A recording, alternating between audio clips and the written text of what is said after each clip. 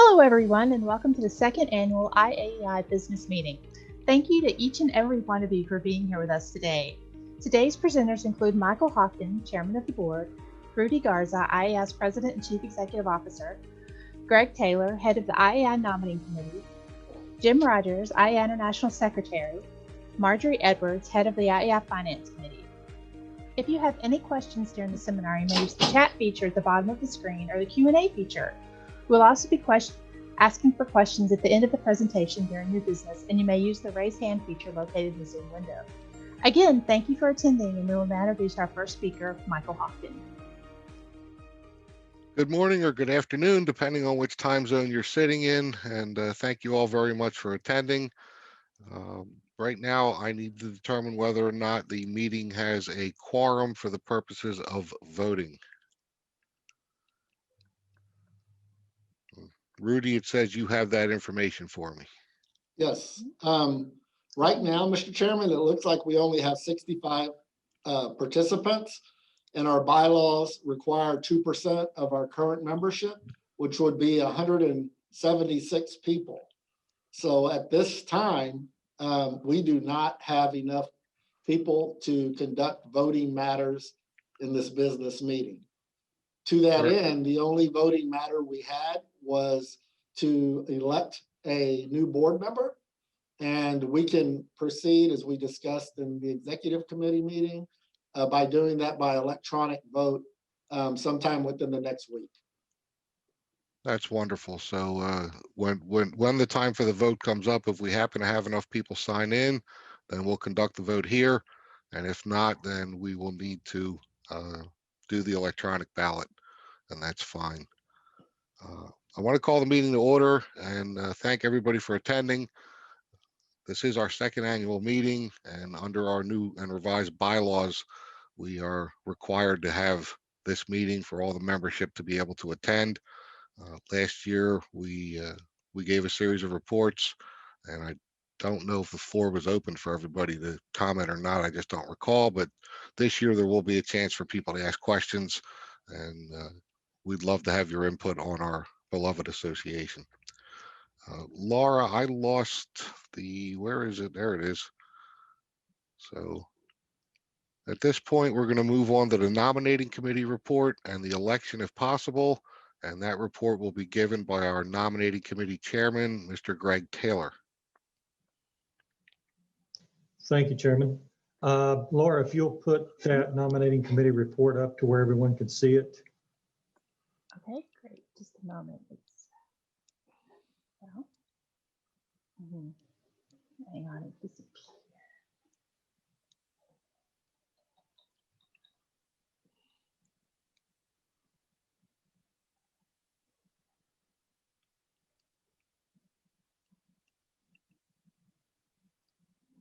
Just a minute. Thank you, Laura. There we go.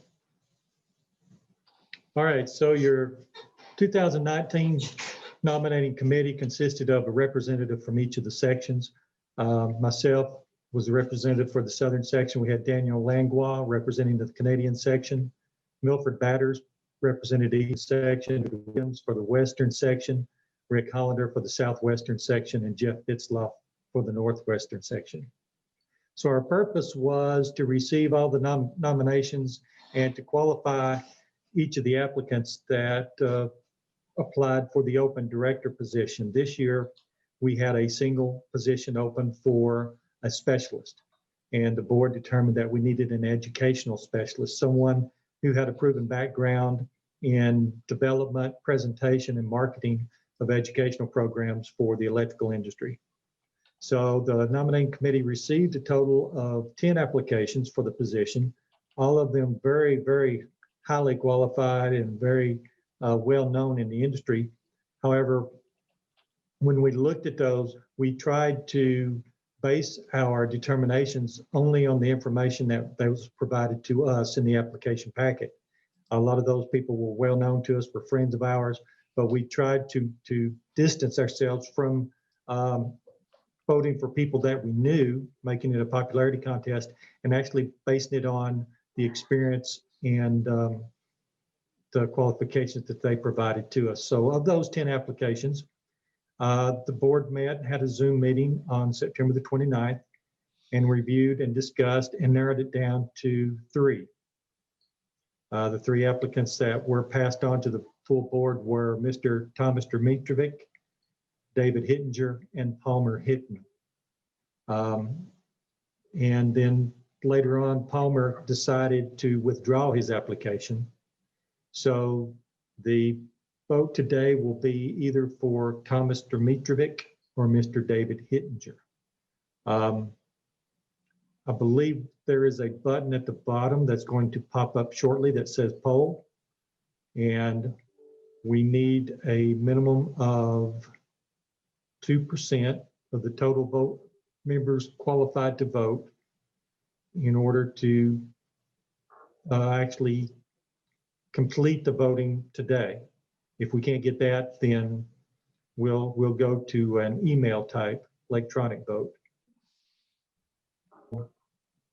If you can see where it says select the choice, if you'll select one of those 2, or you can skip the vote for now. And as a panelist, I cannot vote. So Laura, if you will let me know when that has concluded, because all I see on my screen is a big white page that says you can't vote. Yeah.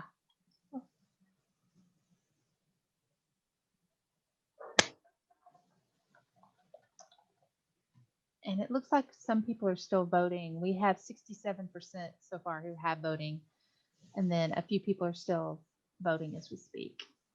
Okay, and we're still just 9 minutes into the meetings. There may be some people who show up late that may want to vote, maybe possibly at the end of the meeting if we don't get all the votes we need now.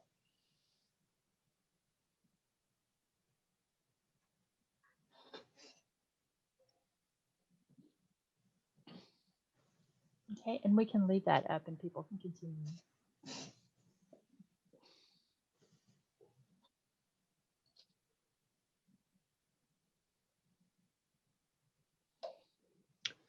All right, Mr. Chairman, so as the vote continues, that completes the report from the nominating committee. Thank you very much, Greg. We're going to leave the poll up so that people who are, as they sign in, can see it and make a selection.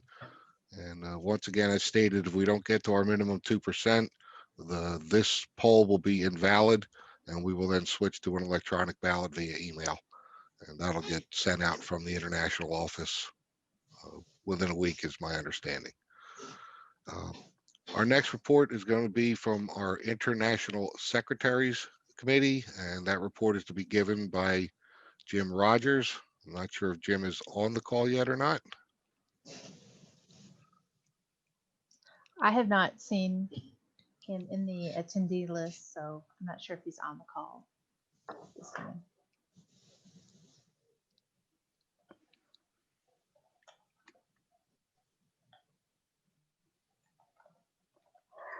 All right. Well, we'll double back to that particular report.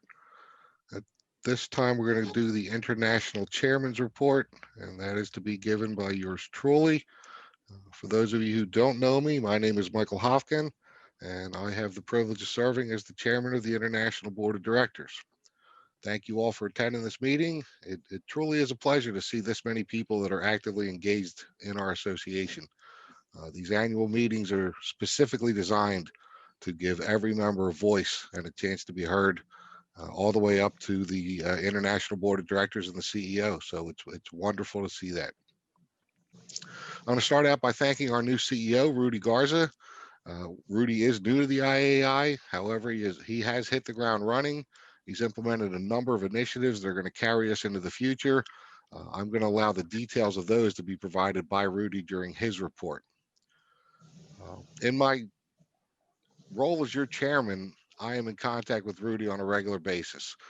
The chairman of the board, one of the key functions is to interface with the CEO and provide advice, counsel.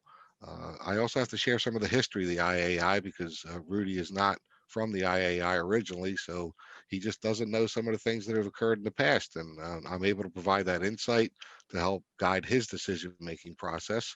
I can let him know what decisions were made by the board in the past. Sometimes I can help him out with the nature of our inter-association relationships, and of course, other matters that might be pertinent to his ability to lead the IAI. Rudy was selected from over 140 applicants. I promise you, I sat on the committee that selected him, and I promise you that he was very well vetted, and we're very lucky to have him on board and on the team. So welcome aboard, Rudy, and good luck going forward. You have our confidence for sure. Next thing I want to do is thank the staff. Many of us in this association have issues. We need a CEU certificate or a reprint of one. We want to order some material. Our membership card is a misspelling. Whatever it happens to be, we have staff down in Texas, and we are very fortunate to have a dedicated, hardworking team down there. They're responsible for customer service, all the various departments, education, publishing, digital. We, of course, have internal financial and human resources needs. And if you order materials, we have a warehouse and shipping division that takes care of making sure that your product is in stock and gets to you in a timely manner. Every one of these people is committed to make sure that the IAI provides exceptional service to its members and staff. And again, we are very fortunate to have this team of professionals who work on our behalf. Truly, they serve the membership. That is their number one role. And I know, having spoken to them over the many years that I've been on the international board, they all take the job very seriously, and they're all very happy to do it. So we're very fortunate to have them. Possibly the most important people that we have in this association are the hundreds of section, chapter, and division volunteers. You're out there doing the difficult, boots on the ground work of engaging our membership at the local level. You host the meetings and the trainings, and you provide that extraordinary local experience for the members. Somebody who's not a member can show up at one of our, section, chapter, division meetings, get a taste for the level of the education, get a sense for the professionalism of the people in the room, and even a taste of the camaraderie as we all sit back and perhaps enjoy a beverage after the meeting or during a dinner and share some stories about what's happened to us in the field or even what's going on in our personal lives. The IAI is so much more than just electrical safety and training. And it is our section, chapter, and division leaders who reach out and touch the members where they live. And you are greatly appreciated for what you do. And you're providing that place where people in our industry can gather, network, and learn. And it's an invaluable service to this association. You are all volunteers. And thank you very much for providing those hours that you give month after month after month to make the IAI a wonderful place to be a member. Lastly, I want to thank the International Board of Directors.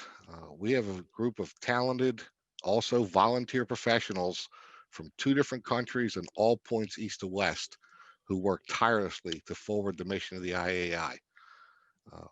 We are all here because we love the IAI. Yes, we've, through vote, being elected and having the trust of our fellow members, we've risen through the ranks of the leadership in this association. But in the end, we are like you at the local level. We are volunteers. And while we may only have one formal annual meeting, the work that's involved with committees, with interfacing and advising the CEO, making policy decisions, this continues year round. The board of directors is also putting in countless hours every month. They are not paid for their time. They are not paid for their dedication, and they freely give their drive and talent to this association. Each of them is serving the IAI because they love the IAI. And all of us understand why we must continue to succeed as the voice of enforcement and the leader in training in the electrical industry. You all have my gratitude, and it is truly a privilege to serve with you. Rudy is going to provide us with details on what's going on at the international office, but just very briefly, a couple of things I'd like to say. We have successfully pivoted during this difficult time with the pandemic. The staff has continued to do its work, sometimes at home, sometimes at the office, but our business is getting done, and that is very important. Certainly, there have been times where things have been a little slower than normal, and that was due to the fact that for quite some time there, our building was closed. Our in-person trainings have slowed down, but we have successfully implemented a series of online trainings that have been very successful and very well attended. And this ensures that our members continue to receive the quality education that IAI is best known for. The other thing I'd like to point out is that our new CEO, Rudy, is to be commended for working within the adopted budget during this COVID crisis. Bear in mind, a budget is passed in anticipation of what is to come. You sit the year before and you put numbers down and you say, okay, we think we're going to need to spend this kind of money on this and this kind of money on that. And we anticipate this kind of revenue based on our services and offerings that are going to offset the cost of providing these services. Obviously, with the coronavirus the way it is, none of those numbers ended up panning out. Our guesses couldn't have possibly anticipated this unprecedented issue. So I want to give him a lot of credit because he has skillfully adjusted our plans and played with the budget to make sure that we can continue doing the things that we need to do and not violate the International Board of Directors actually adopted budget. Had he decided to spend more money than was available, that would have required additional board action. And Rudy has managed to pull off quite a number of things, including some new things, and stay within the budget that was adopted. And it was very skillfully done, and it's a testament to his professionalism and his ability to pivot on a dime and change the plan when it's not working. And it's not that the board of directors had a plan that wasn't working, and it's not that Rudy had a plan that wasn't working. We had a plan, and then COVID punched it in the face. And unfortunately, that's where we are. In closing, I'd like to tell you that the International Board of Directors is here to serve the members. We are elected by the members, and we dedicate ourselves to steering the IAI forward, always in the best interest of the membership. That is our number one goal. As I told you, none of us is paid for this position. There is no monetary compensation or financial benefit that we get for being here. We're here because the IAI helps our careers, it helps our industry, and it's a wonderful association to be a part of. It is a pleasure and a privilege to have your trust, and we promise to honor that faith. I want to wish everybody a safe and happy and healthy holiday season, all the best in the new year, and with any kind of luck, sometime in 2021, we'll be able to put this pandemic behind us and continue our businesses in a more normal fashion. Thank you for your time and have a great day.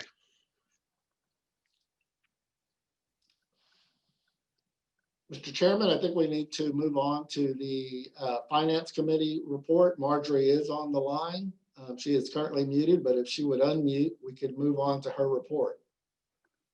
Very good. Marjorie Edwards, Chairman of our Finance Committee.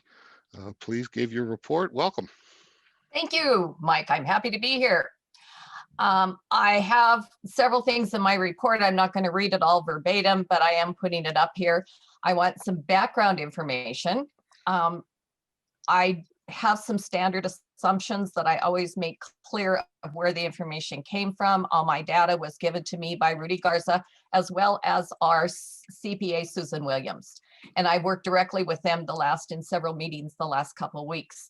All documents were prepared by the IAEI retained accounting firm. None of the original documents, such as the actual checkbook or whatever, was presented, but the compilation of data was given by the accountant.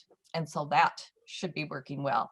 The reports reviewed by Marjorie were as of September 20th. I also compared balances and work with the accountant back to April and back to December 31st for a general outline of getting through the whole year in a historical.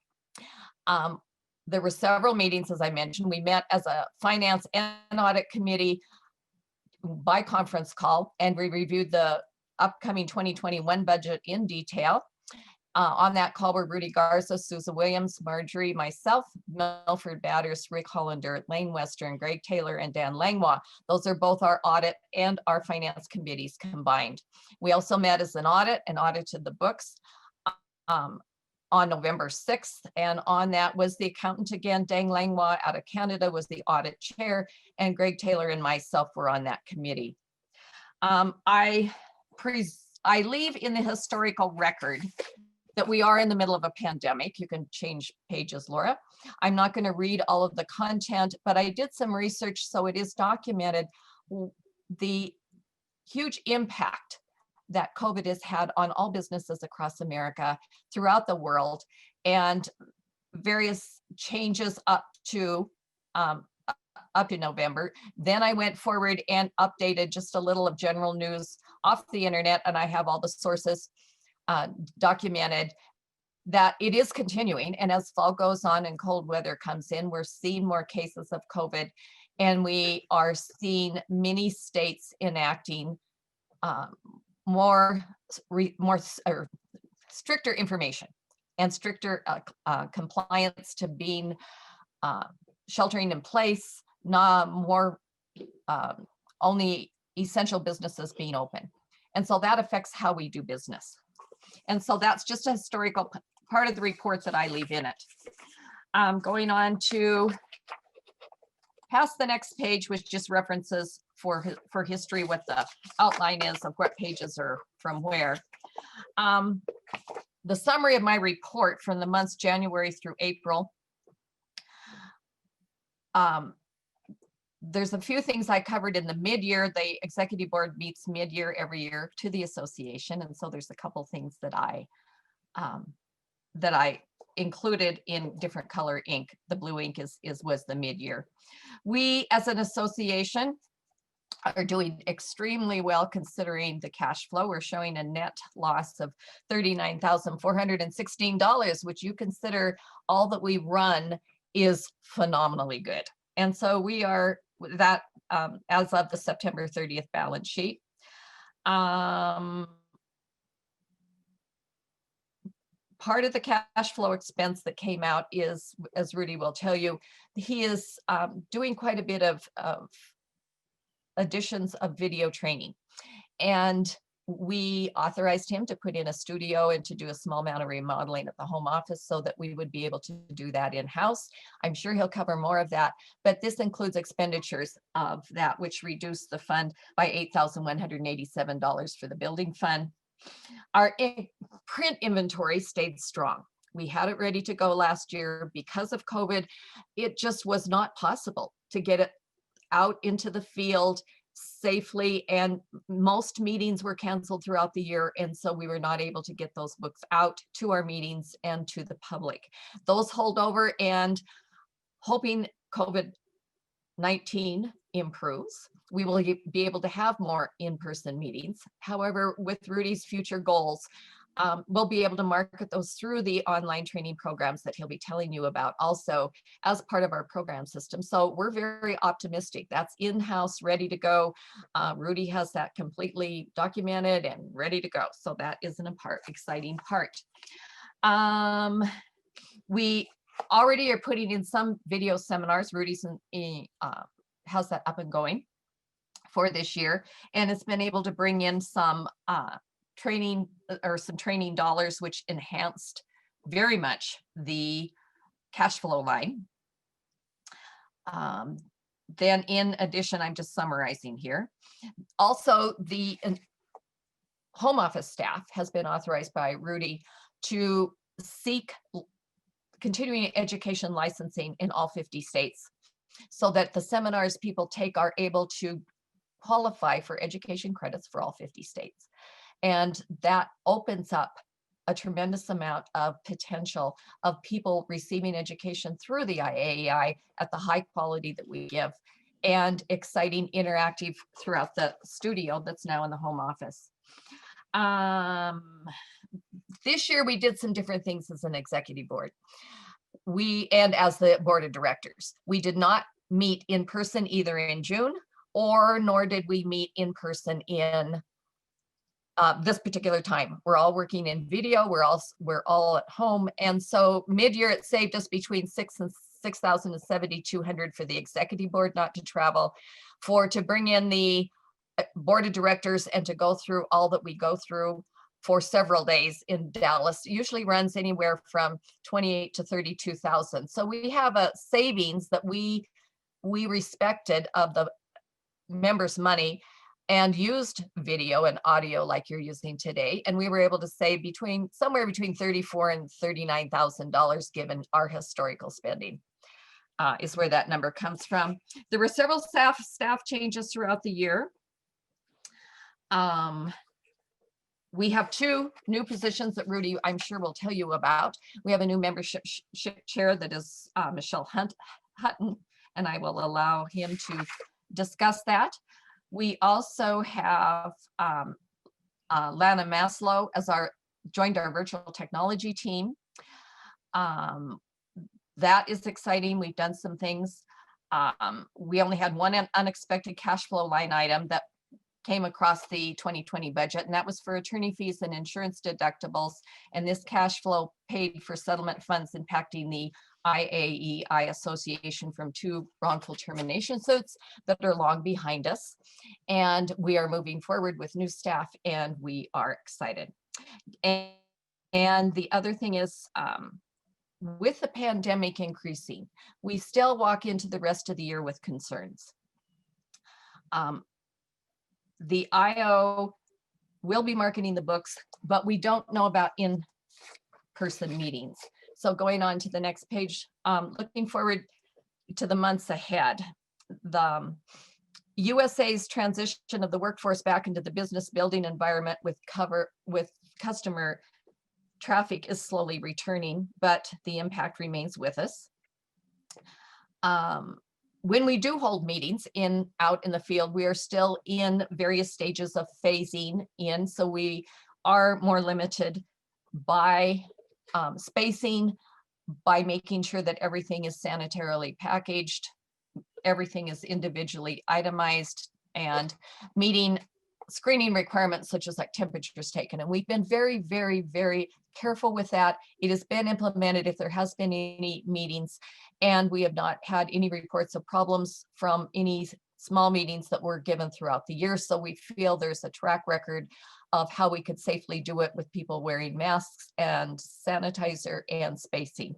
So that is going well.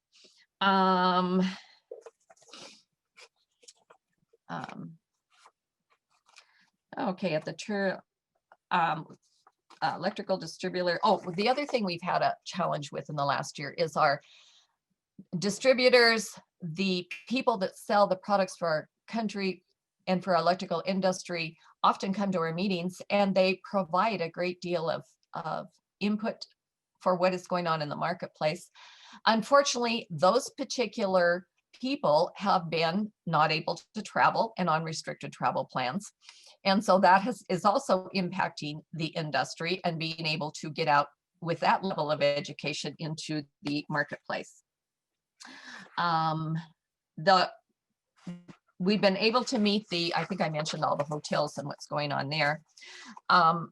So as I go through the market report, and we as a board of directors dig into it much deeper than I'm doing here, there are a few things that we will be talking about, some articles I've included that they'll be going through, as well as discussions.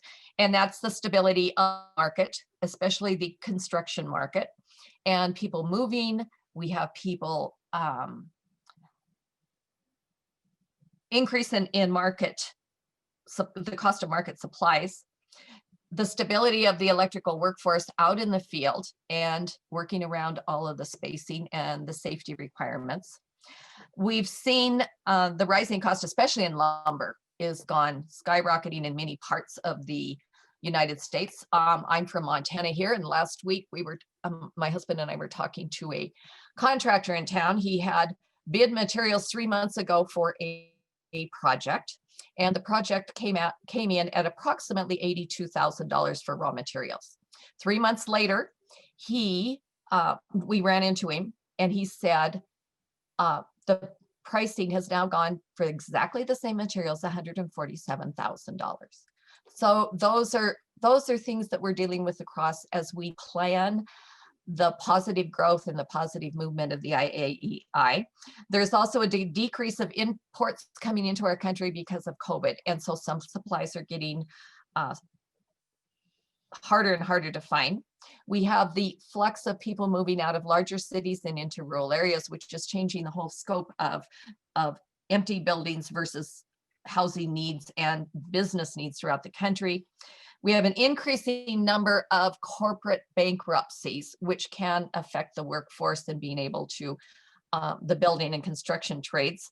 This year, I put together from a market research firm, and I have the data included here for the board to review, but 41 different extremely large corporations have filed bankruptcy during COVID.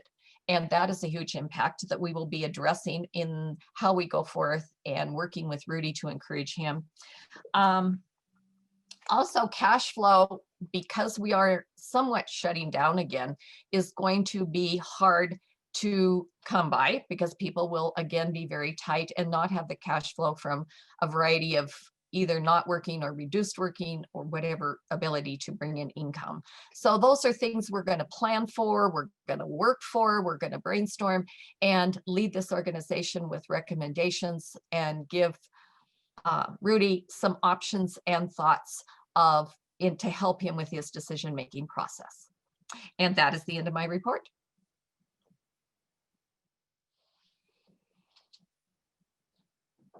Thank you, Marjorie. You're welcome. Thank you, Marjorie. Sorry, I was struggling to unmute myself. Not a problem. All right, that is wonderful. Thank you very much. I know there's a lot of effort that went into that, not just on your part, Marjorie, to assemble that very thorough report, but on all the committee members, both from the finance and audit committees. The membership needs to know that the International Board of Directors is keeping an eye on your money. The dollars and cents that this association has are the assets of its members. And we work very hard to make sure that we budget properly, that we spend responsibly, and we do spend the money on the financial professionals at the end of every year to make sure that we have an audit and to make sure that our books are clean and honest and transparent. So I want to thank Marjorie and both committees for all the work they did. It's very important to make sure that everybody knows that we are being good stewards of the financial assets of this association. I did hear from Jim Rogers. He is a little bit delayed, but he should be joining us shortly. So I'm going to ask at this time if we could have the Chief Executive Officer's report from our new CEO, Mr. Rudy Garza. Absolutely. Thank you so much, Mr. Chairman. Before we go any further, I do know that there's some people having, of course, in this day and age, some issues logging on. And I just want to assure everyone that this entire meeting will be available for playback on YouTube. And what we will do is when we do the electronic ballot, obviously we're going to have to undertake that task for the voting of the board members. We will also send a link to this meeting so that everyone has the opportunity to go back and view it at their leisure.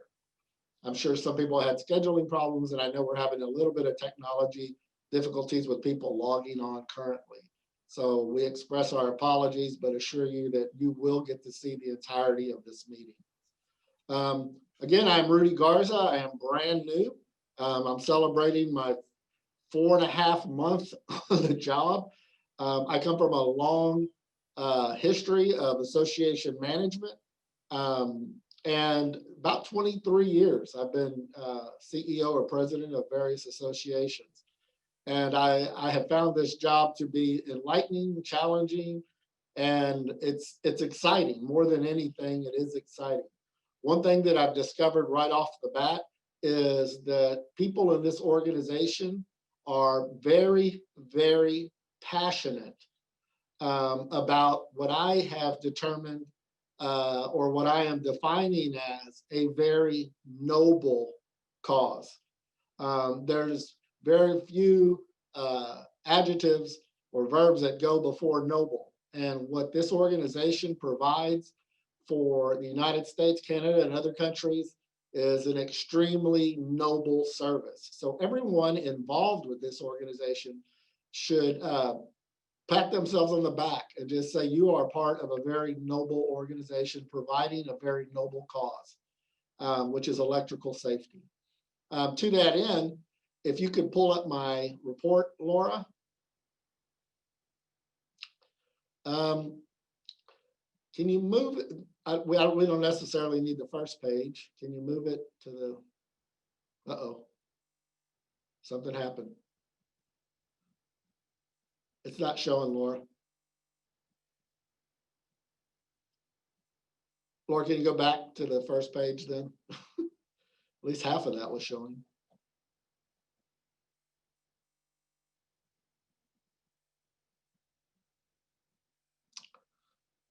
There we go.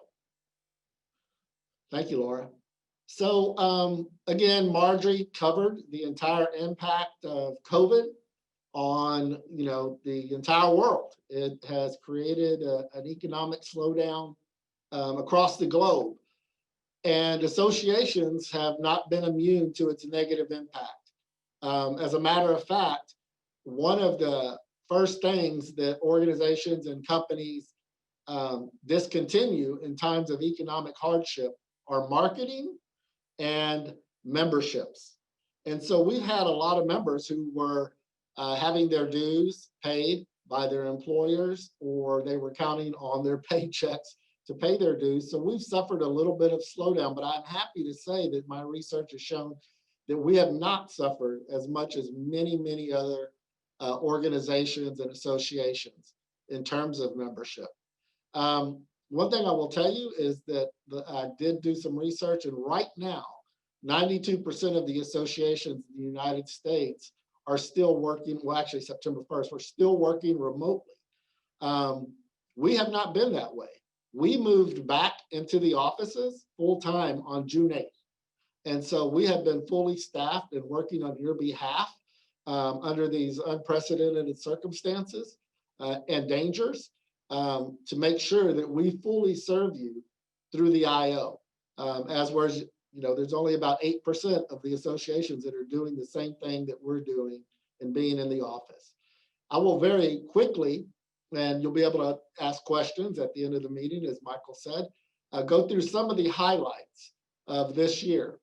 Number one is we are projected to complete 26 webinars. I will just confirm what Marjorie said. These webinars have been very financially beneficial to this organization in a time like these.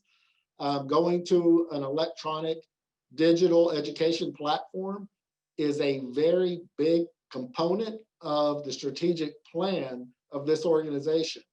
And we started that out of necessity, and we have advanced it to another level just in the past couple of months. And in January, you will see the fruits of all the labor that we've put in for the past 6 months when we launch our new digital live virtual education platform. We've completed also 32 on-site trainings. Most of those were completed during the first 3 months of the year when travel was still an option, but we are continuing to do those. As a matter of fact, Keith Laughlin is in North Carolina conducting a training as we speak. We are projected to sell $800,000 in publications. $925,000 is our anticipated income for dues. We launched a strategic initiative to put a big push to renewals from September through the end of December, and we're seeing the fruits of that labor. We did see, you saw on the previous presentation from Marjorie, we had a one-day record of dues come in. We had over $22,000 in dues come in one day, in part due to our strategic initiative on renewals. We launched our new Iaei.org website. We've had some issues. Laura will talk about that in her presentation in the board meeting. But we want to assure you that the staff has been here in the office trying to rectify any issues that have occurred during the launch of our website. And I hate to make excuses, but it was not our fault. During the election cycle, our host was attacked by a Russian bot, and they had to shut down their system, which shut down all of the organizations and companies that utilized their platform. We've also created a new IAEIcourses.org website, which will launch January 1.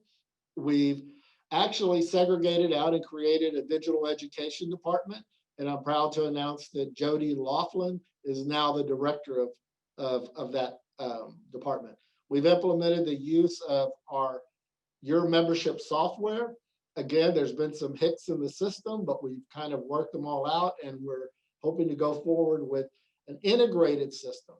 And one of the things that you're going to start to discover is it's going to be a lot easier to access information across all of our platforms, meaning through our website and through when you do something on our website, it's going to automatically populate or be connected to our other websites. And that's just going to make a more seamless transition when you're trying to register for classes or anything else, purchase materials. And you'll start to see that in January. This is something Marjorie also stated. We built a state-of-the-art digital recording studio for our training programs. We already know at the IAEI that we have unmatched training materials. We have unmatched subject matter experts, and we have utilized those during on-site trainings. But we are moving into a digital age, and most people are receiving trainings now because of COVID through digital education. And now that people have recognized the cost effectiveness and the savings involved, it's only going to get bigger. And it is, again, like I said, a major part of our strategic plan, and we're moving in that direction. Our digital state-of-the-art recording studio, when you finally get to see one of our live educational trainings, you're going to be astounded. We've installed green screen technology where we'll be able to show 3D models stand next to the instructor who can point to those. And nobody else is offering that type of technology in their training. So it's coming, and you should be excited and proud that we're going to be leading in digital education by January 1st. We've been working on a new brand identity with a professional marketing consultant and a marketing plan. And it's coming along, and it's going to be very effective. It's a very targeted plan. We've developed and implemented a new social media presence. That was something that's been lacking with this organization. We didn't have a big social media presence, and now we've hired someone, and their job is to make sure that we're posting things every day. That is absolutely critical to the future of this organization growing with a younger membership. Our average age, 67% of the members of this organization are over 58 years old, okay? Only 16% are under 40. And that's a problem moving into the future. And so social media is the way we're going to attract new members that are maybe apprentices, students entering the electrical field. And it's going to be a big project for us. We've developed that comprehensive marketing program that I mentioned. We've created a target audience program with the marketing. Another thing we've done is we are in the process of developing the next gen program for our members that are under 45 years old. And you'll be hearing more about that in January.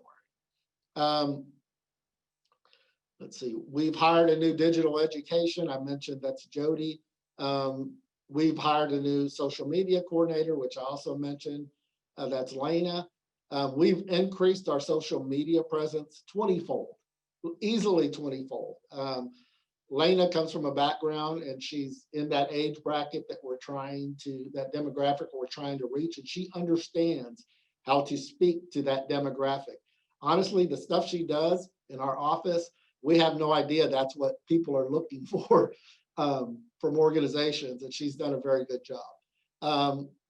We've hired the new membership director that you heard of, and you'll hear from that you heard about from our treasurer.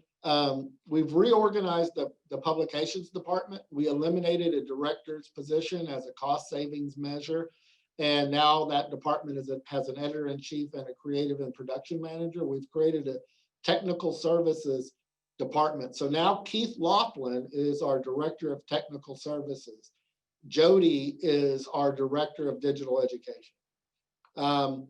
We've reviewed all of I've reviewed all of our internal contracts. I wanted to make sure that we weren't getting the short end of the stick on any of our contracts. I found a couple, we've rectified one, and I'm going to continue to do that. One of the primary jobs of a president and CEO of an association is its fiduciary responsibility to its members. And that goes all the way to, are we in bad contracts with equipment, with partnerships? And I can promise you that I'll be on top of that, making sure we're not getting the short end of the stick on any of our contracts. I was surprised when I got here, there was I guess a lack of technological equipment in the office. We only had about 3 people that had webcams. I just couldn't believe that. So that's some of the things I'm finding. The other thing is we had an old printer copier that doesn't serve this that wasn't serving this organization well. So we've leased a new copier. So we're staying on top of the technology. We had to build a new room for that copier to put it in because we used the old room for one of our new staff members. One of the things I'm most proud of is this last bullet point for this year is we have entered into a new partnership with ICC. That partnership, and I'm going to briefly just give you the top bullet points. They're going to be selling all of our publications on their website. That's a huge win for this organization because we are now trying to tap into that multi-hat inspector market. And having our materials on the website that multi-hat inspectors go to for resources is a huge win for this organization. We're also going to be partnering with them for a joint publication of our 1 and 2 family books and study guides. Again, that is the book that we'll be utilizing to train multi-hat inspectors with our new educational program. And by having them jointly publish that book, it'll help us sell more to multi-hat inspectors. This is another big thing. They have named us now you have to understand, they have over 300, I think they call them preferred providers for training. We are the only organization that they will be naming the exclusive digital education safety provider. So anyone that goes to the ICC website looking for education on electrical training, we will be displayed as the exclusive digital education safety provider for ICC. Big win for us. That's a huge win for us. And we're also working towards a joint certification with ICC for multi-hat inspectors. And we're thinking about creating a Class B certification out of our existing program that we can then award after they attend a certain number of classes through our digital platform. They can receive this joint certification from our organization and from ICC. That'll set us apart from all those other people that are providing electrical safety training to multi-hat inspectors. Some of the goals, and I'm going to go through these quickly because I know I'm taking a long time. For next year, the education and technical services, we're trying to do at least 35 on-site trainings. I understand the importance of continuing on-site trainings, whether it's to a section, division, and chapter utilizing our staff or through one of the companies, many companies that calls upon us to send out our subject matter experts. So that's not going to end. It'll continue.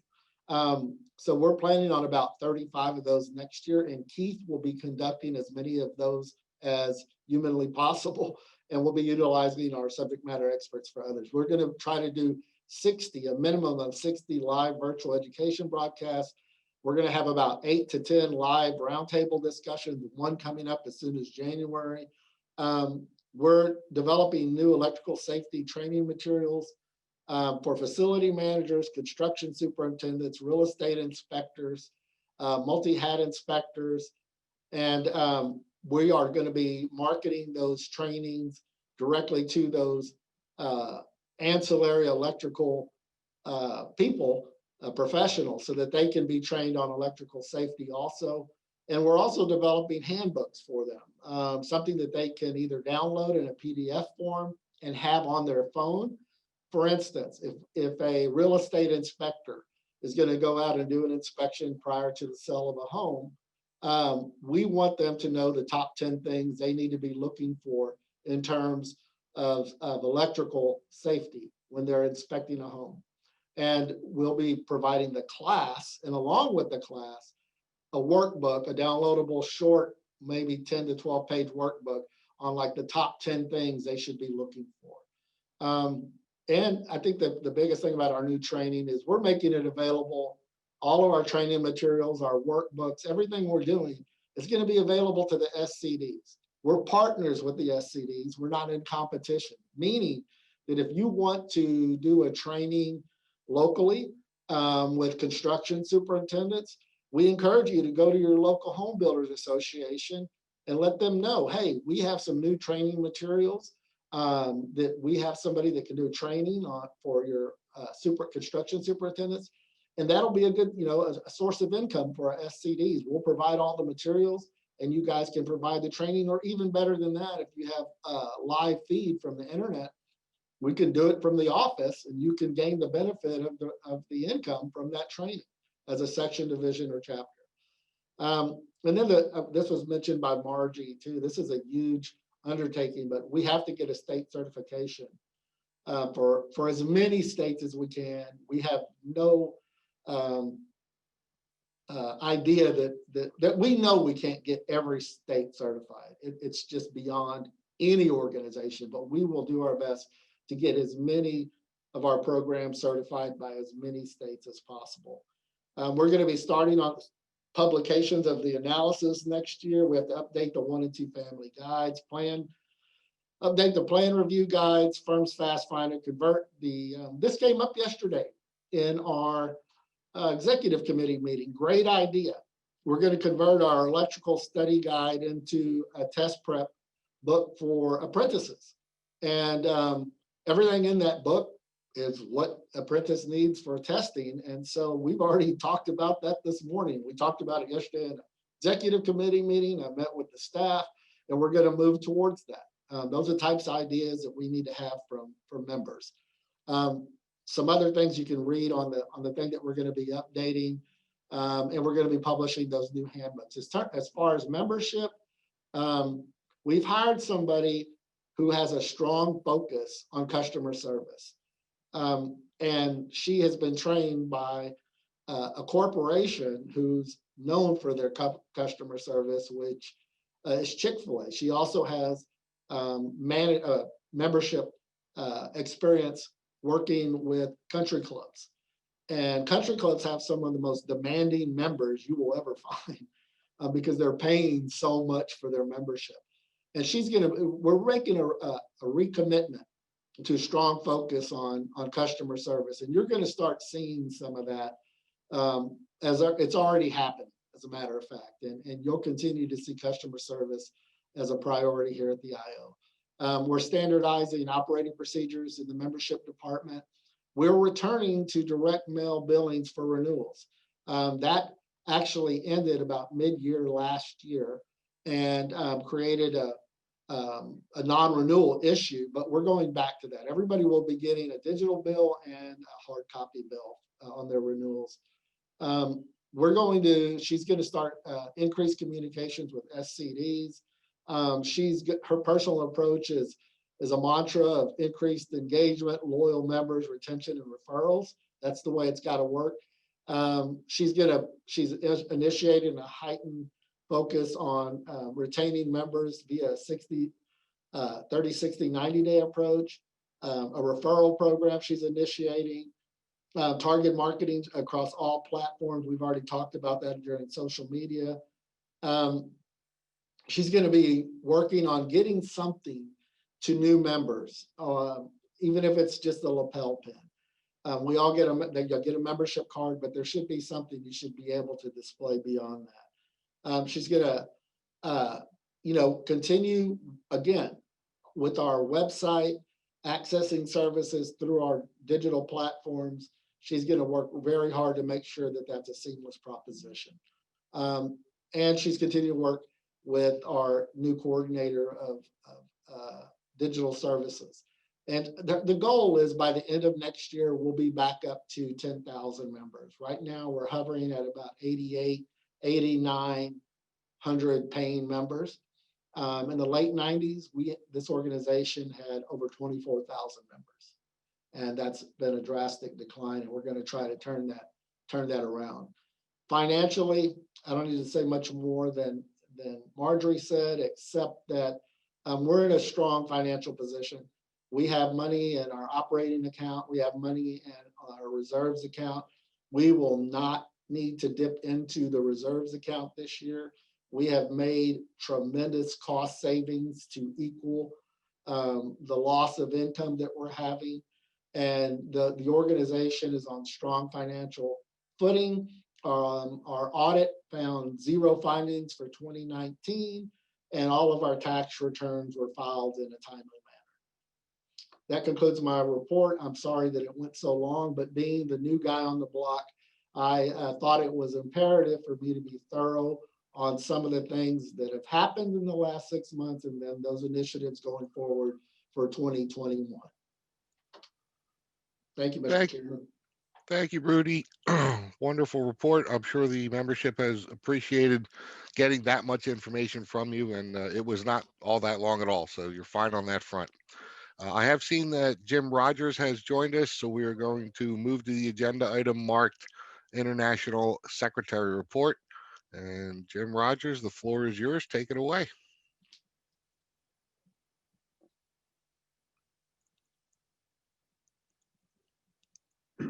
Thank you, Mr. Chairman. On the screen, you see my report from the meeting we had with the Governance Committee yesterday. The Governance Committee, for those members that don't know, consists of the 6 section secretaries and 2 staff people, which is Kathy Higgs and Michelle Hutton. We welcome Michelle on board.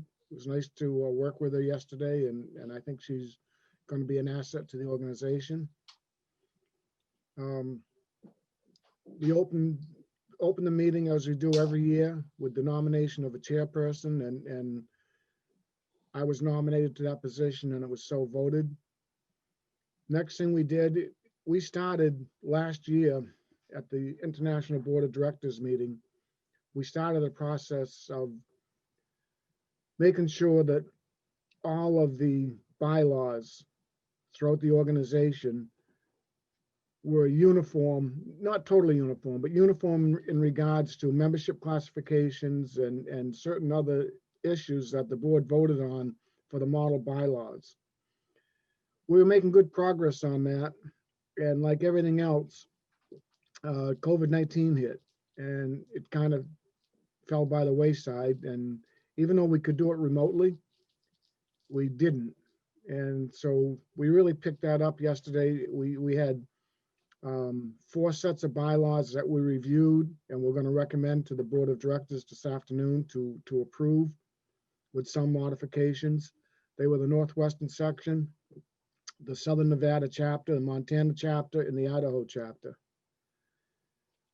We're going to continue on. The secretaries will be meeting again in December to try and get all of the section bylaws into the up-to-date format. And from there, the section secretaries will work with the chapters within their own sections to get all the chapter and division bylaws submitted and approved and up to date. The next order of business that we had was to select 2 secretaries to serve on the IO Board of Directors for 2020 and 2021. And the 2 secretaries that were voted were myself and Ken Masters, were the same 2 secretaries that served in the previous year. Then we reviewed the list of chapters and divisions that were not in compliance with their annual financial reporting that we're required to do, both to the IO and to the IRS. Kathy keeps track of that and sends gentle reminders that, hey, guess what? You're not in compliance. We're not going to send you your revenue from the IO based upon your membership until you get into compliance. And so she gave us that list, and Kathy and Michelle are going to be following up on that list, but we also, as section secretaries, will be assisting when necessary for any of the chapters or divisions within our sections that are not complying with that requirement. It's a very important requirement. If we don't all do that, and if there's enough numbers that don't do that, then we put the entire organization in jeopardy with the IRS. So this is not just, oh yeah, I got to do that. This is really important for the entire organization. And then we had something that I don't know how much detail you want me to go in on this, but when a chapter or division, or even a section, we haven't had any sections get to that point, but if a chapter or division does not do that annual report and for a long enough period of time, the IRS will remove them from their nonprofit status, and then they have to reapply to get that nonprofit status. Well, what happened is a couple of our chapters had to do that, and it's been a longstanding practice that all of the chapters and divisions and the sections will be under the umbrella of the IO, and the IO is the filed corporate structure that we go by. Well, a couple of these chapters were having trouble with the IRS when they went to reapply, and the IRS was telling them, no, you can't be under the umbrella of the international office.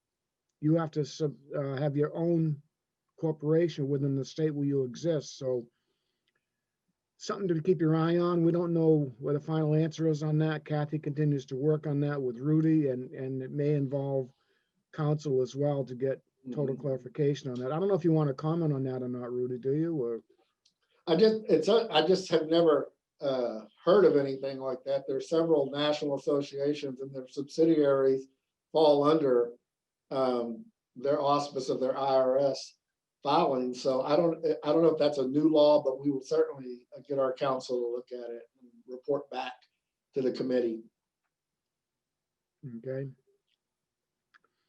So then we had to discuss, we have section dates ahead going forward for, I believe it is 7 years. And because of what happened, a lot of sections this year, the Eastern section included, had to scurry because we could not hold on-site meetings. So we had to work with the hotels that we're committed to. When you commit to a hotel several years out, if you're going to hold a section meeting. And so because of that, we had to make modifications in the section meetings dates ahead, and that'll be posted. I believe that goes on the website once we get done with it. I think that's one of the documents you can obtain from the website. And if not, you can just reach out to Kathy or Michelle if you have any questions about attending a section meeting in your area. Then we moved into something that Rudy was talking about a little bit, and what many of the sections, I think all of the sections, except for I don't know about the Canadian section, but I know the Western, the Southwestern, the Eastern, and I think Ken, you said, I know Ken's on the call. I don't remember if the Southern section did anything or not, but anyway, many of the sections did virtual meetings and training sessions. The Western section did the most that I know of. They did 5 full days of training sessions online, granted CEUs. The Eastern section did 3 days, split in the morning and the afternoon with CEUs granted for those. It was successful, but it's still not the same as being face-to-face. We certainly are hoping that by next fall, when we have scheduled section meetings, we'll be back to face-to-face meetings. But it did make us aware of the fact that we may want to move into a hybrid type of meeting, and we would certainly want public input on this, where we would have face-to-face on-site section meetings, but have those live streamed or somehow video produced so that people could watch them remotely if they weren't able to be at the section meeting. So that's something that we're looking at. I know Rudy has a lot of ideas in that area, and we'll be looking at that closely as we move up to our section meeting timeframe for next fall. And that was pretty much it. That was the business that we discussed yesterday, and that's my report at this time. Jim, thank you very much. Again, wonderful report on and very thorough. We appreciate the information, and I'm sure the members appreciate being filled in on what's going on on all those different fronts that you guys tackle there. Thank you very much to you and to the entire committee. Again, I know it's not just the one meeting. That may be the one meeting that has formal minutes taking at it, but you guys work on these things year round, and we do appreciate it. Thank you. At this point, I'm going to ask and see if we got a quorum on the voting yet or not. I don't think so because I'm showing 80 people. No, sir. Okay. So we will continue the meeting at this point. If by any chance we reach the magic number on time, then we'll conduct and have a result of the vote here. If we do not reach the magic number, which is 2% of the membership, then we'll have to change this over and do an electronic ballot, as was previously mentioned. At this point in time, I would like to open the floor to all the attendees and ask them if there is any new business that they would like to bring forth to the association. I think that's going to be done, Laura, correct me if I'm wrong, through the chat or through the Q&A. Yes, through the chat. They should be able to raise their hands, and they can also ask questions through that as well. Under participants.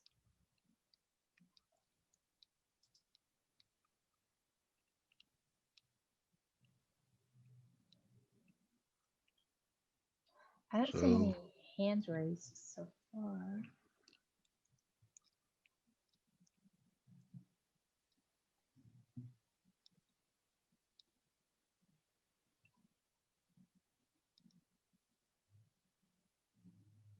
Just bear with us, folks. I want to make sure that everybody has a chance to recognize how to ask a question and that we give an opportunity for anybody who wishes to do so to do that. We did have a couple of questions that came in during the presentations under the Q&A tag. There's a Q&A button on your toolbar. You can also try typing in a question via the chat function on your toolbar.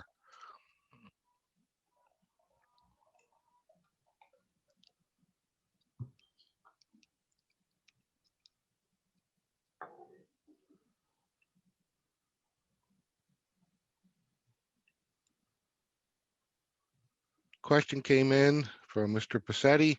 Is the IO still offering free student memberships? Yes, we are. Students are able to join the organization for free. And they are also going to be part of our new Next Gen program. So prospective apprentices or students can become a member of the IO for free. And then we'll transition them into having some social interaction via social media platform with our existing members who are under 40. That way they can get kind of an indoctrination to the organization from existing members. Yes, sir, they are free. Okay, so the follow-up question came in. Does this include high school students and trade schools? And unless I'm mistaken, this would include a student of any age as long as they are enrolled in a training program. Yes, that's accurate.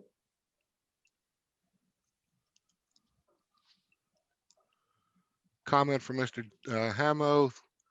Thank you, Mike and the IO team. Great virtual meeting and welcome, Mr. Garza. Looking forward to 2021. Thank you. I appreciate that. And Mr. Passetti has thanked us for our responses. You're very welcome. I have 2 in the Q&A and the chat.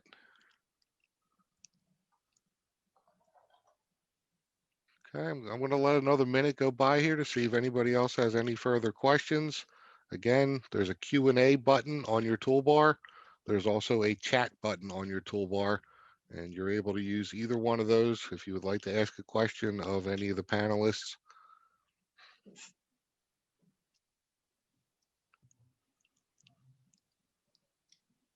Mr. Chairman, there's a question about some of the reports. If I may, I just wanted to let everyone know that the annual report that I presented will actually be published in the January, February IAEI magazine, along with a shortened version of our audit. I come from a strong belief that transparency to the membership, both on activities and the financial standing of the organization, is imperative to their trust.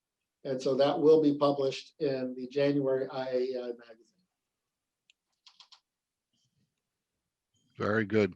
A question came in from Mr. Sanchez. How will the IO promote to the sections, chapters, and divisions on virtual training for their areas? I'm not 100% sure I understand the question, but all of our virtual training materials, as we develop them, will be made available, and we'll be notifying the secretaries that these materials are now available. As far as the virtual training, we're going to be advertising those not only on our IAEIcourses.org, but also on those digital platforms where our target audiences go for training. And if he wants to follow up with me, I can probably get some more clarification on what exactly the question was. I'm happy to answer any questions on the phone. Okay. Question came in on the chat from Mr. Metz. Is there a move to join the Northwest section and Southwest section? I'm not qualified to speak on that. Marjorie, maybe you can help us out? You're muted. You're muted. Unmute. There we go. Yes, I'd be most happy to answer that. At this time, we have reached a memorandum of understanding in order to hold our meetings together. We are excited to blend the 11 Western states together. As far as a formal joining of the two associations, not at this time, but as we work together, it certainly is something that we will keep in the back of our minds because people are discussing it. No move has been made, no other than just some open discussion between the two sections. Very good. Thank you very much for that, Marjorie. Question came in from Mr. Yeslow. I know there was a change in the bylaws regarding voting privileges. Is it in effect? Is this vote open to all members or only inspector members? And at this time, as the international office is under the newly adopted bylaws already, this particular vote is open to all professional members because you are all professional members. We no longer have categories of our membership, although we do have upgrades that you can buy with your membership. As far as the difference between somebody who happens to be in the enforcement industry or not, as far as the IAEI is concerned, you are all equal members. So the voting is open to all.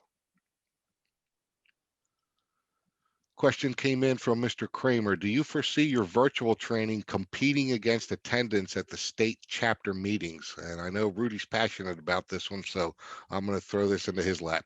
Yeah, we are not in competition with the SCDs. We are partners with the SCDs, and we'll make our trainings available to them. If they want to utilize them as income sources, they certainly can do that. Our whole entire goal with this digital platform is to expand the universe of people who come to our training. Right now, just with our webinars, we're only marketing those to our known universe, which is our members. There are over 650,000 electricians out there that are getting training from somewhere online. And there's no reason the IO shouldn't be out there providing some of that training, especially when we have the best training available. Nobody's providing training to building maintenance superintendents on electrical safety, and we need to be that entity. To my knowledge, nobody's providing training to construction superintendents, and we need to be that entity. So we're not in competition, we're partners. We're not trying to take away from the sections, division, and chapter trainings. What we're trying to do is tap into that larger market that other people are providing training for outside of the IAEI. Thank you, Rudy. And I'm going to dovetail off of what your comments and say there is no replacing the local chapter or division meeting, even the section meetings. As we've said, this has been a struggle this year. I know here in the Northeast, as I'm a member of the Eastern section, we look forward to this annual meeting. Here in the Northeast, we don't even typically have to fly to where we're going. All of us will drive to whatever state the meeting happens to be held in. For the most part, we're usually within an 8-hour drive. The folks in Maryland and in northern Maine may be exceptions to that rule, but for the most part, the rest of us can get there within an 8-hour drive, usually much shorter than that. And we look forward to annually getting together, shaking hands, sharing a beverage, enjoying the training, the camaraderie, the trade show, the various discussions that happen not only in the meetings with the presenters, but those wonderful code discussions that happen around a table late in the evening as perhaps you're enjoying a beer or a glass of wine or a cup of coffee. So you can't replace that with a virtual meeting. You can enhance IAI membership by offering virtual meetings. We have the in-person events, which are not just education, but are also networking and are also human contact, brotherhood and sisterhood. And those are things you can't get at a virtual seminar. You can go in and you can pick up a couple of hours of CEU training, and that's wonderful. Maybe you need it as a last minute to get a requirement for a renewal of a license or something. But we will never, ever be able to replace these in-person, hands-on, reach out and touch you face-to-face meetings. So please don't view our virtual trainings as any kind of a competition, because that is not the intent at all. They are there to make sure that we are providing as many avenues as possible to as many members of the electrical industry as possible to take advantage of our training offerings. And of course, in the end, we're hoping they become members of this association and help us grow.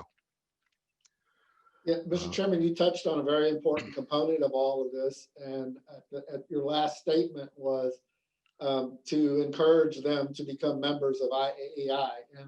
And the way we're going to do that is when they come to the training, one of our online trainings, we will encourage them at that point to join IAEI with the benefit of getting their next training free. Once they become a member, if they become a member, we will then funnel their information to the membership director in their section, division, or chapter. So then that section, division, or chapter can connect with that person and let them become active in their local. What that does is it generates new revenue in forms of a redistribution of that new person's dues back to the SCD. That for a member, they didn't have to recruit, that we were able to recruit through our new digital training.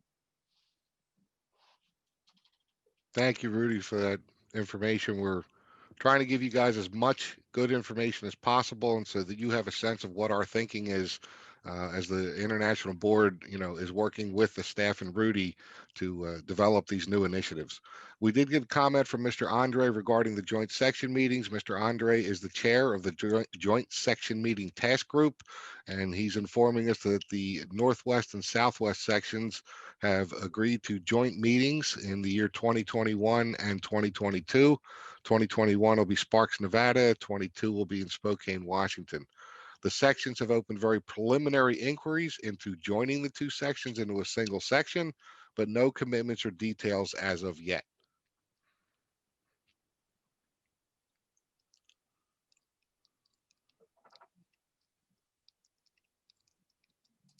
And again, I'm going to just give it 60 seconds here to make sure that there are no further questions here. Again, you can use the chat or the Q&A button on your toolbar. With 76 people on the call, it's just not possible for us to open your microphones. It could become a little bit chaotic. A comment from Mr. Metz. Thanks for the update. You are very welcome, sir. This is our association. We are members. And that includes all of us on the International Board of Directors. We are members, first and foremost. So anything we can do to keep you informed about what's going on here, we're happy to do it. We want you to be confident in the way your association is being run.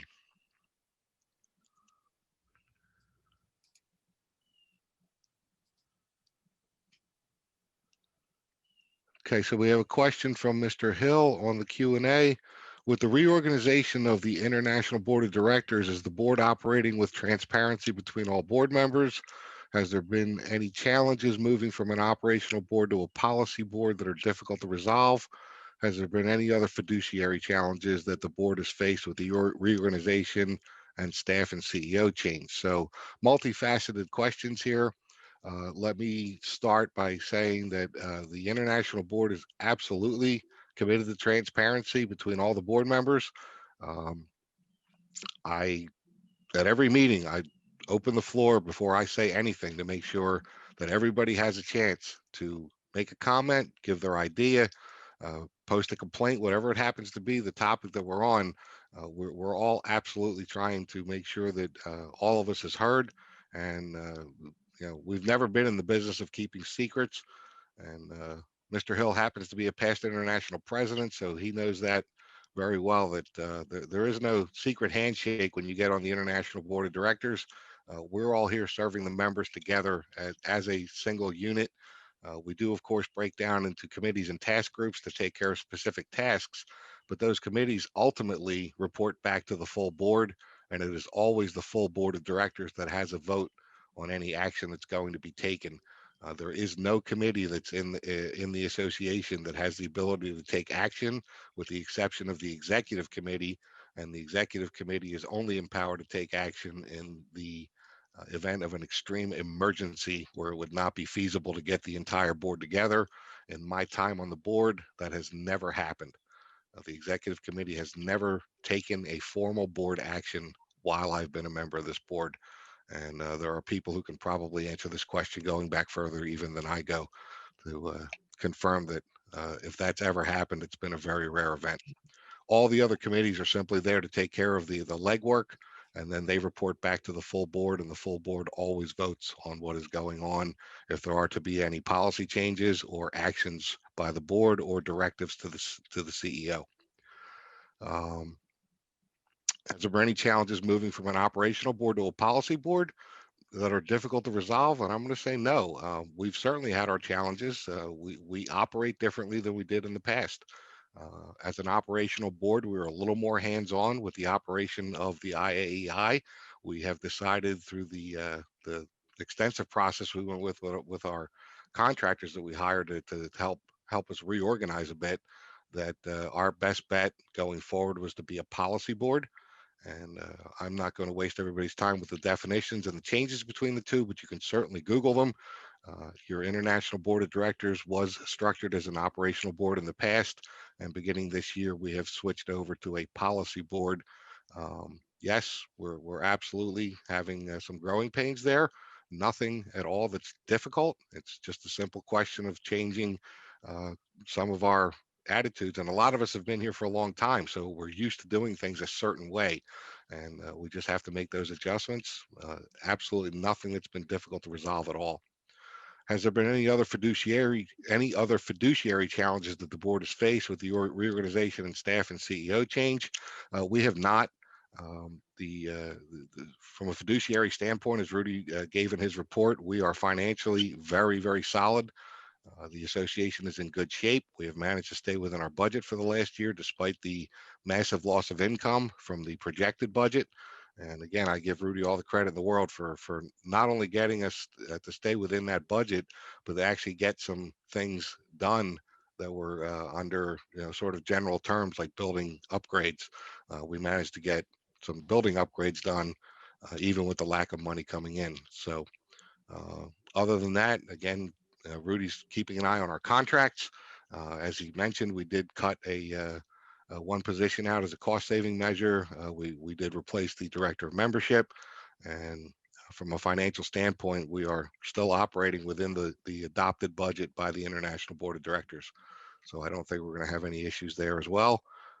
Tomorrow, or after this meeting, is the International Board of Directors meeting, where we will be presented with the budget for 2021, and the entire Board of Directors will have a chance to ask questions and then vote on adopting that budget as well. So things are moving forward, and they're going forward very well.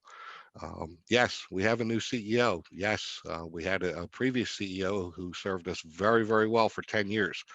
There has been an absolute change here, and everybody's adjusting to that change. No two people are the same, and there are style differences and approach differences, and Right now, we're in the process. I think after 4.5 months, everybody's gotten to know each other pretty well, and I think we're starting to mesh together again as a team.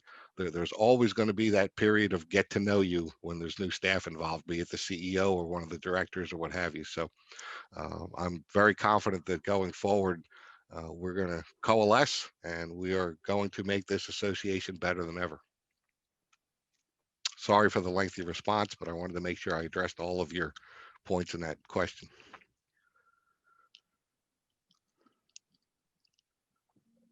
Again, I'm going to try and let 60 seconds go here to make sure there are no further questions. David Hill says, thank you. You're very welcome.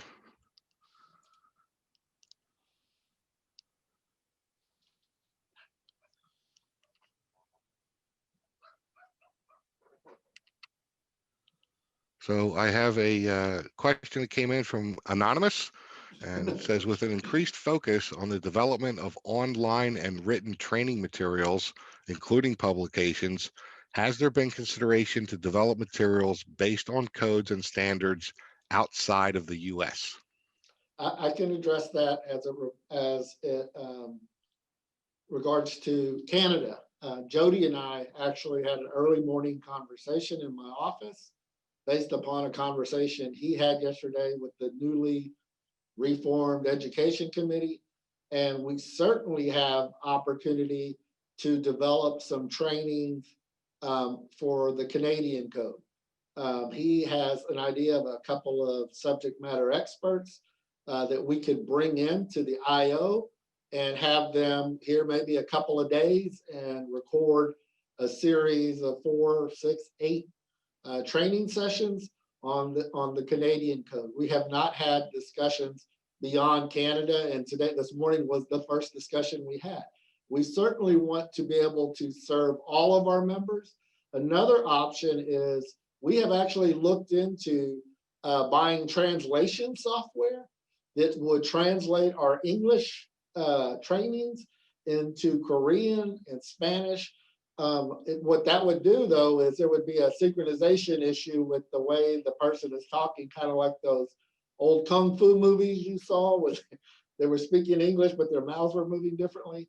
But the technology is there where you can purchase that software. We can translate our current trainings into any language in the globe. There is a cost associated with that, so we would need to do an analysis of our return on investment for that. But we are beginning to look into that, definitely. As far as publications, we haven't gotten that far. Thank you for that response. And Andrew says thank you as well. And again, I appreciate everybody's patience with our online platform here. I do not want to close this meeting down prematurely without giving everybody a chance who would like to ask a question or make a comment to do so. So for these brief moments of silence, I apologize, but I want to make sure that we're having everybody given every opportunity to type in a question. And sometimes some of us type slower than others. I failed typing in high school, so I'm one of those slow typers.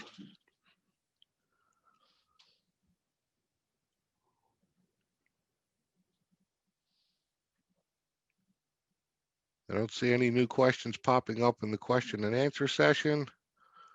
I don't see anything else coming up from the chat window.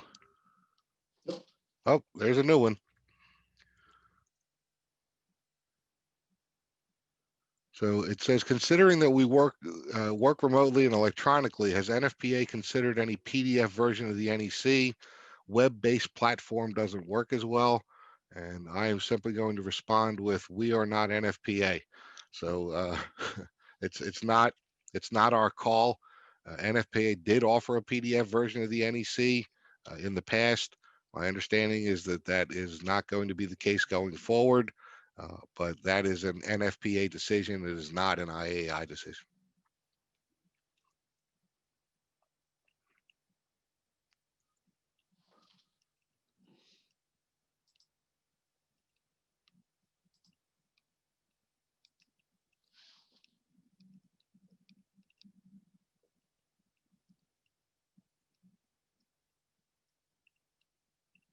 Again, I'm just letting a minute go by here to make sure that no further questions come up.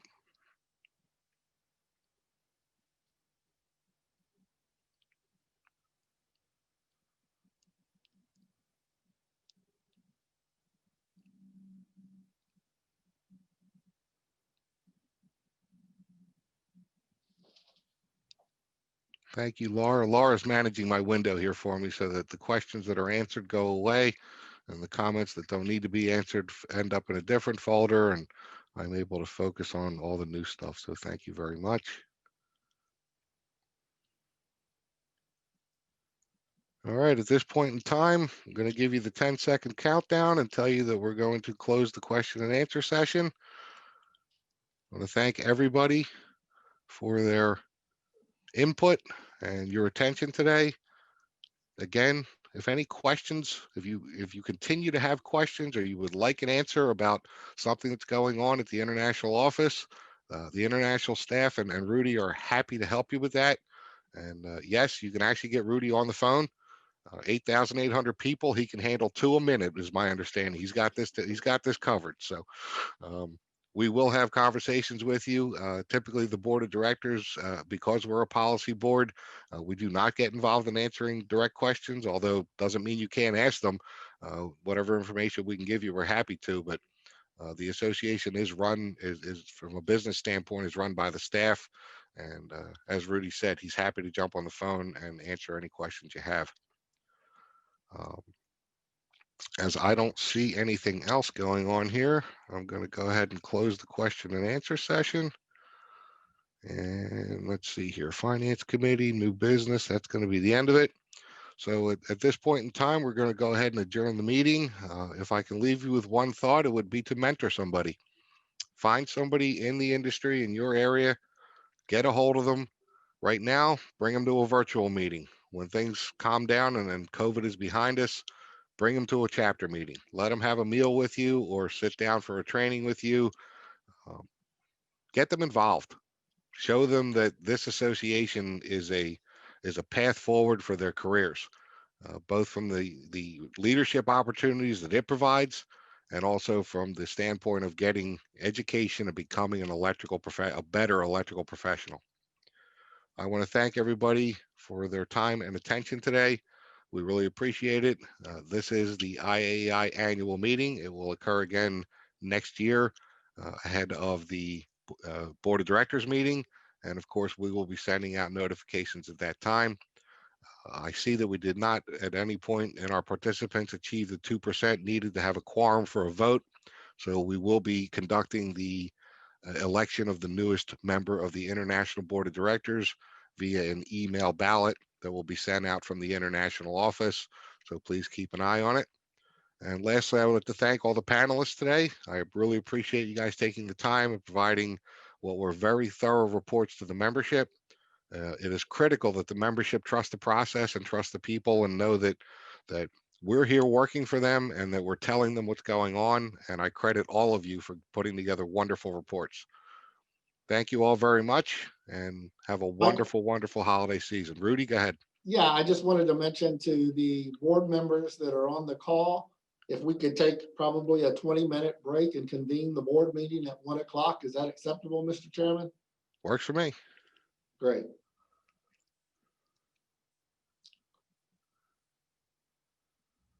So one last comment came in and said it was hoping this organization could influence the importance of actually having a PDF to NFPA.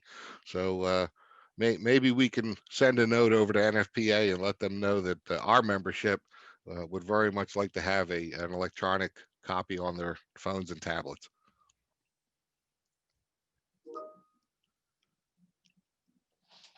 All right, ladies and gentlemen, at this time, the meeting is adjourned. Thank you very much. Have a wonderful holiday, a happy new year, and we'll see you all again next year.